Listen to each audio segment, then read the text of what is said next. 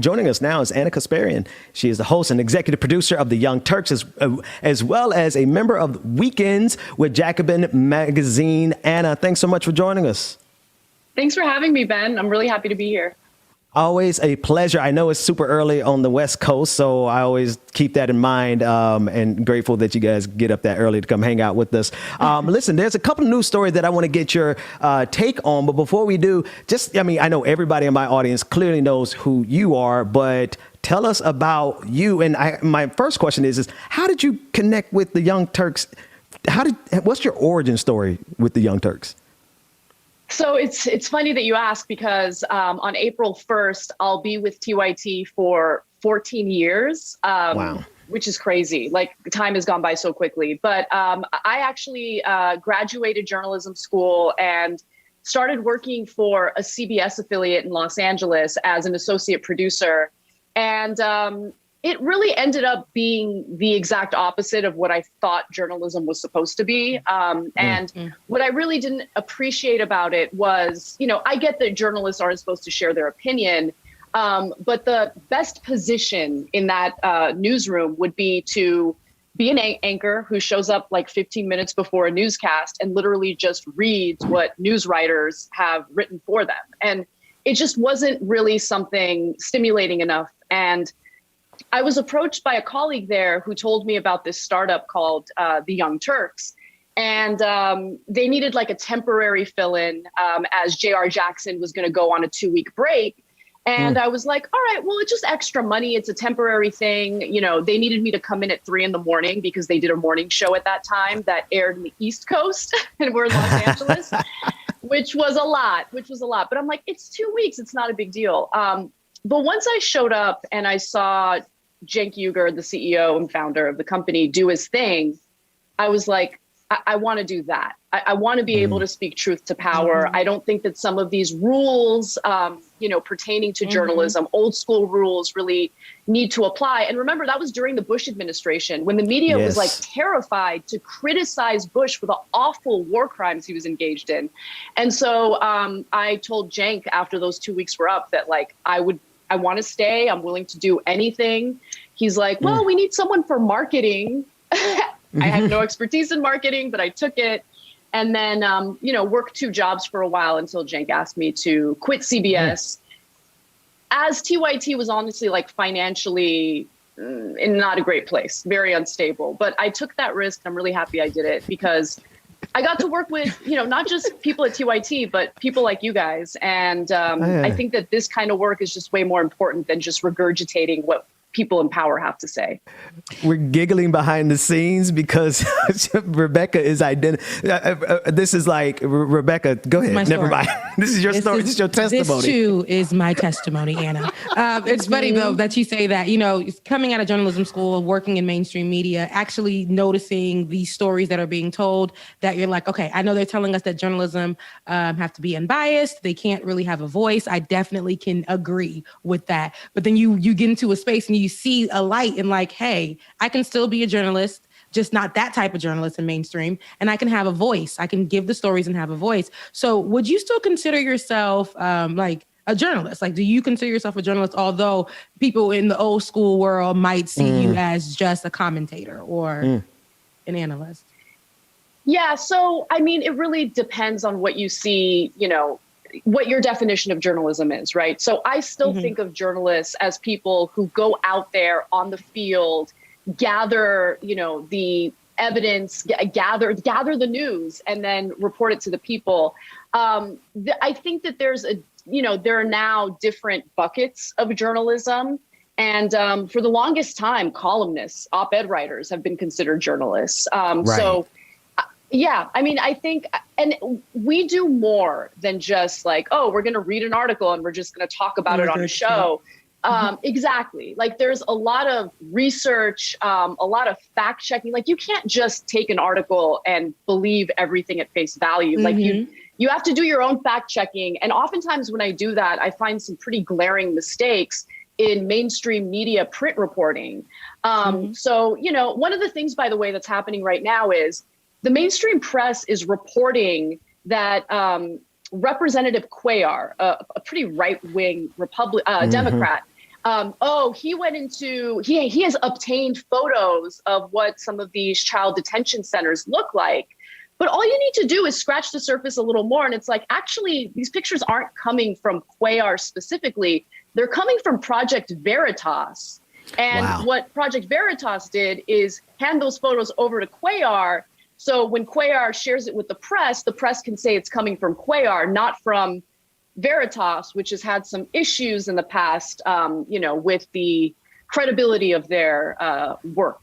Let's just put it that way. That is putting it nicely. But even how you just explained it, right? How you just made a clarification. To me, that is the epitome of what a journalist is. We have to, even if you're going out there, that's what I was taught in my journalism school. But for some reason, when I go into mainstream media and when I was working in mainstream media, they really just want you to sit there, be a robot and regurgitate the news. But like, we got to go out there and clarify things. That's an investigative reporter. And although it's not packaged the way that everybody liked it in old school ways, we're still doing that in some way, shape, or form. So I still consider you definitely a journalist. And thank you for your work, Anna. Yeah. Thank you, Rebecca. And since you mentioned what's happening at the border, here's the other thing that I know you guys experience over there, and I've experienced in my 6 years of doing this, is that there's also lanes for our work, right? If we were consistently conservative, us being black on this program, we'd get all kinds of money, right? But if you get all kinds of checks. But then on the other side, like in these progressive/liberal spaces, if we consistently protect the Democratic establishment, then there's all kinds of opportunities. And it's when you decide to be unbiased, or at least you decide to follow your own truth, and stepping on the toes of everybody occasionally, you get blacklisted in some cases. So talk about that in terms of the work at TYT, because, everyone likes to consider all of us in this space as sellouts, but most of the time you guys are taking it to the Democratic Party because that's what has to happen. Right. I mean, for us, for me specifically, I'm going to speak for myself, but this is definitely true of what I've experienced at TYT. We don't have loyalty to anyone. Journalists aren't supposed to be loyal to a political party or to particular politicians. Like, the point is, and we're also very honest and clear about our political values. And when you have your political values, when you have your principles guiding you, well, what you'll notice is that everyone hates you, right? The Democrats hate you. Obviously, the Republicans hate you, because the way politics works in America is you choose a side, you become very tribalistic about that side, and you protect them no matter what. And so when we do the story about Biden's approach toward migrants at the border, you got to be honest, right? So Biden and his administration is taking this ridiculous, they're trying to straddle the middle on immigration, and you can't do that. On one hand, you had Biden, campaigning on being far more compassionate to migrants. And then as soon as he's in power, once he's in office, you hear his Secretary of the Department of Homeland Security essentially saying no, we're deporting everyone. We're turning everyone back except for unaccompanied minors. Well, do you think that that's actually going to appeal? You think you're going to get brownie points from the right wing? Right. No, they have no interest in that. Do you think you're going to get brownie points from the people who got you elected? No, because you campaigned on something that you're now, not actually following through on. So I don't give him any brownie points for, we're going to be compassionate with unaccompanied minors by throwing them into these facilities for far too long, but we're going to deport everyone else. It's just, you got to be honest about what's going on.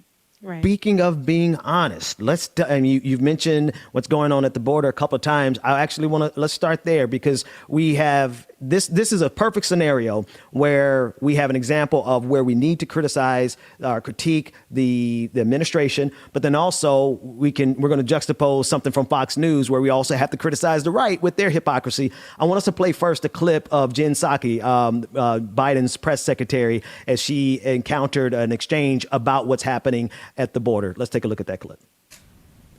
Children who are frightened and crying, overcrowded conditions.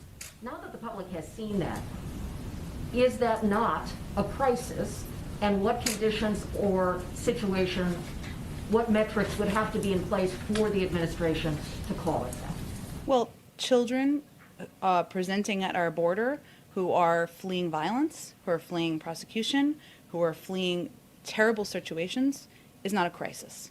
We feel that it is our responsibility to humanely approach this circumstance and make sure they are treated and put in conditions that are safe. I will say that these photos show what we've long been saying, which is that these Border Patrol facilities are not places made for children. They are not places that we want children to be staying for an extended period of time. Our alternative is to send children back on this treacherous journey. That is not, in our view, the right choice to make. And so our focus now is on solutions and putting in place policies, including expediting processing at the border, opening up additional facilities, something that you've seen developments on over the past several days, and there'll be certainly more on. Restarting our Central American Minors Program, which was stopped in 2017. Thousands of kids should be eligible to apply for that, so they're not making this journey. So our focus is on solutions and implementing them as quickly as possible. The president said he is open to going to the border at some point. Do you have any sense if during this current... Okay, Anna, she said a whole lot of words there, but I'm curious, what's your take on how she's trying to position it? Well, I mean, I think it's important to take a holistic approach and see, everything that the Biden administration is doing simultaneously. I found it fascinating that just yesterday it was announced that Mexico is going to be far more strict and militant on their southern border in order to essentially stop the flow of migrants going to the United States through Mexico's southern border. I doubt that Mexico made that decision on its own. I'm sure that there's some collaboration taking place right now because, look, the fact of the matter is Biden doesn't want to suffer the consequences of how ill-prepared his administration is to deal with what's happening on the southern border. They're talking about opening up new facilities. They're not new facilities. They're actually facilities that were utilized by the Trump administration. The Trump administration, in a very justified way, got a lot of criticism for using some of those facilities because they were inadequate to, keep children in. The children are being kept in these facilities far longer than they should be. And yes, we should expedite the process to get them to sponsors within the United States. Look, let's keep it real, okay?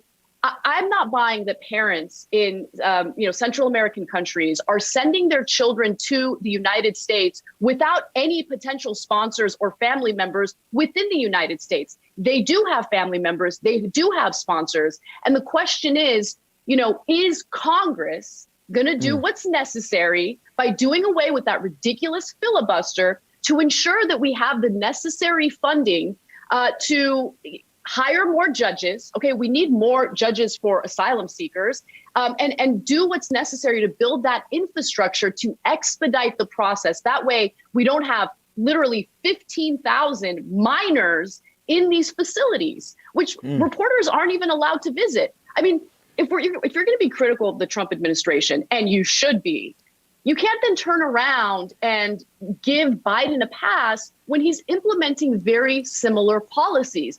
Right before the Biden administration was inaugurated, a federal judge indicated that the Trump administration could not immediately deport unaccompanied minors, right?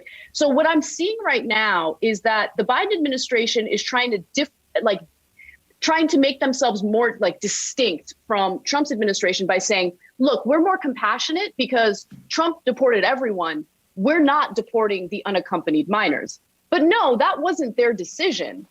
Toward the tail end of Trump's administration, he also was not able to deport minors because of the federal courts. So to make it seem as though this was something that the Biden administration is doing because they're far better and more compassionate, it's just not true, right? And yes, it's a difficult situation because we do still have to deal with the pandemic. These facilities cannot be at capacity. They have to limit capacity as a result of the pandemic.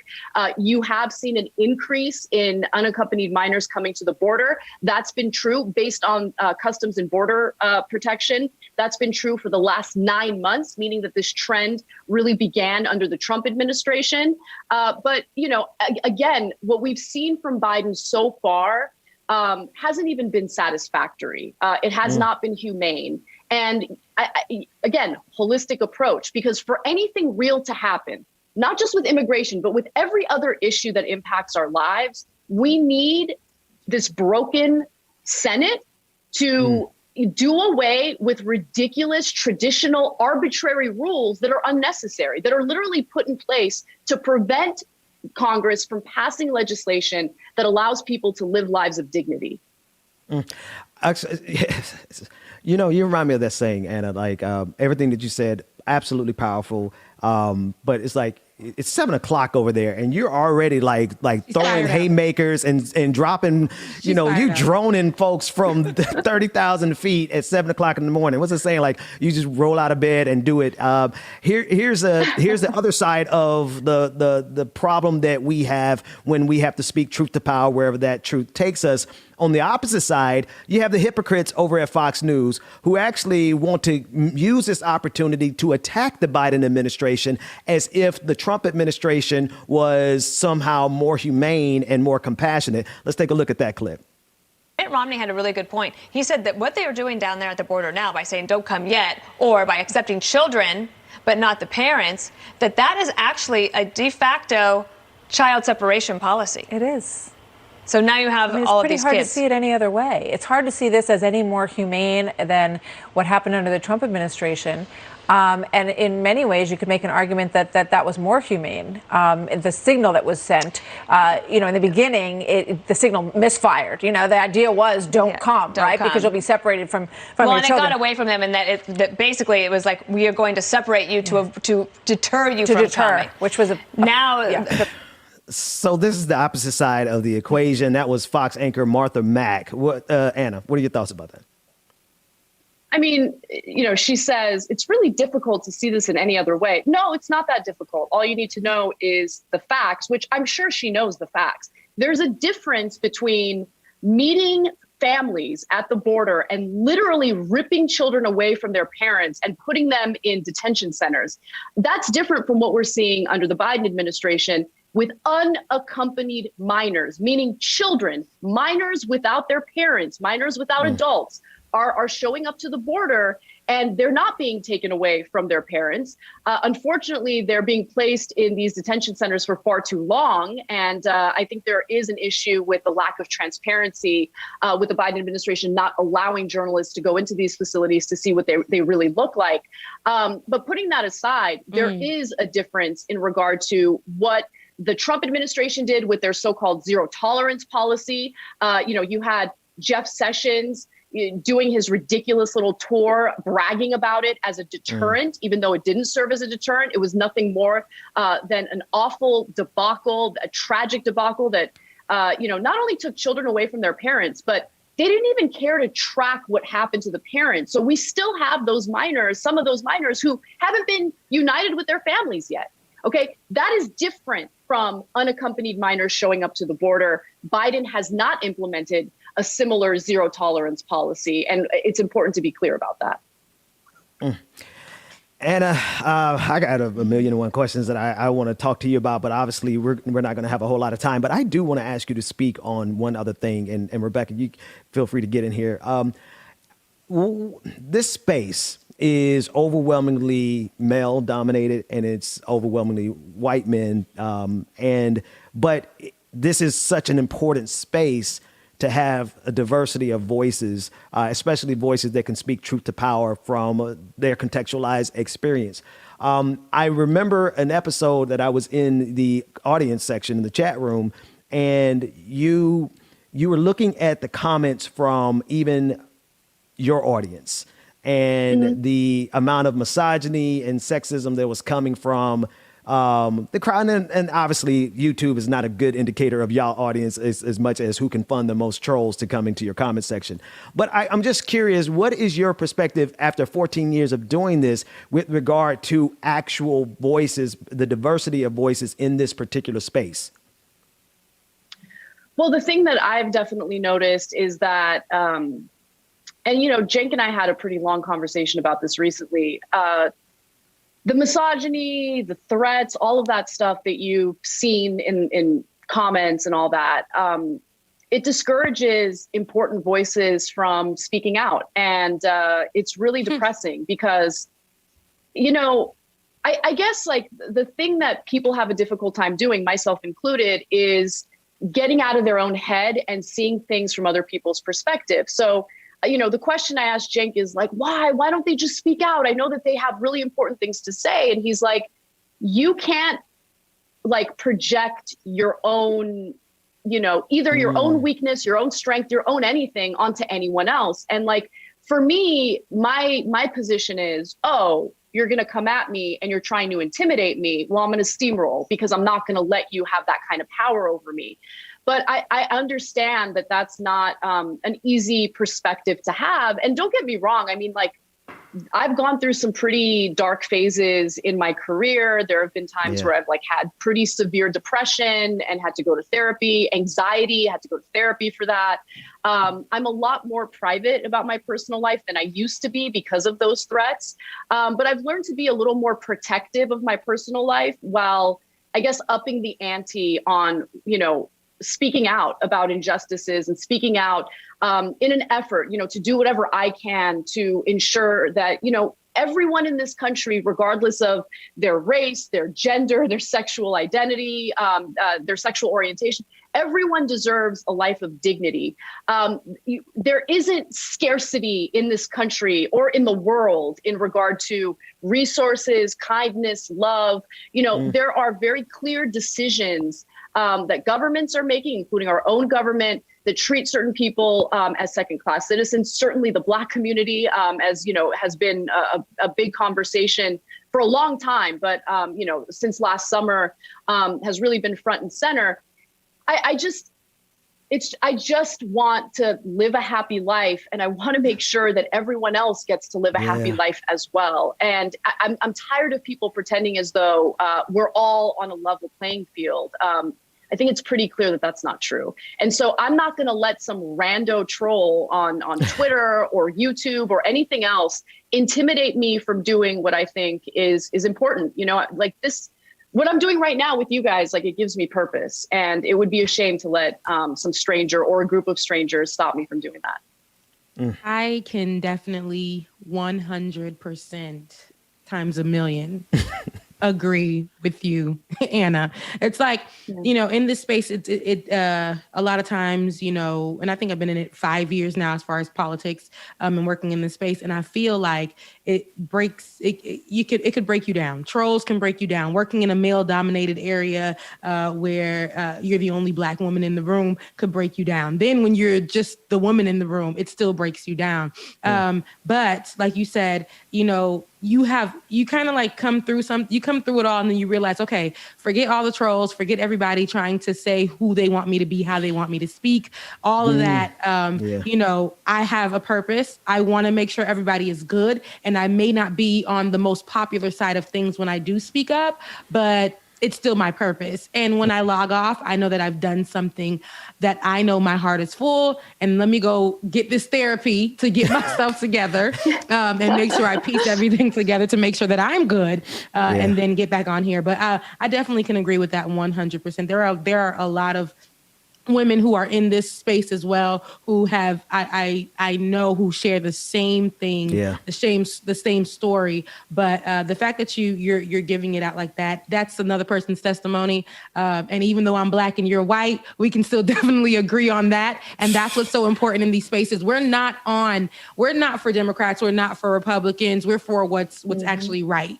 And even if it's unpopular, that's what we're going to talk about. So thank you so much, Anna, for coming on the show and being a part of the conversation that is important. And we all know this is very important. So. The one and only, and actually, Anna, please get the last word in there. But I just want to say thank you so much for coming on. We really appreciate it. Yeah, thank you. This was so much fun. I'm happy to do it anytime. And, you guys are both welcome at TYT. Rebecca, I'd love to get your info, because one thing that I think is important to do with both like our programming is to amplify other voices, right? And so TYT, luckily, with its main show, has been good at bringing on, new people who have different perspectives, who have the same core values, and I think that's important. But have a different perspective. I think it's an issue when everything becomes so insular. And I've learned a lot from, the fill-in hosts, the co-hosts we've had on TYT. And you're right, Rebecca. I mean, we're both women, but we have different experiences. And that's why it's important to, share both perspectives, on our programs, and also to uplift each other, because I think we all know it's a pretty shady media landscape out there. And I think there's room for everyone to grow and succeed. So thank you for having me.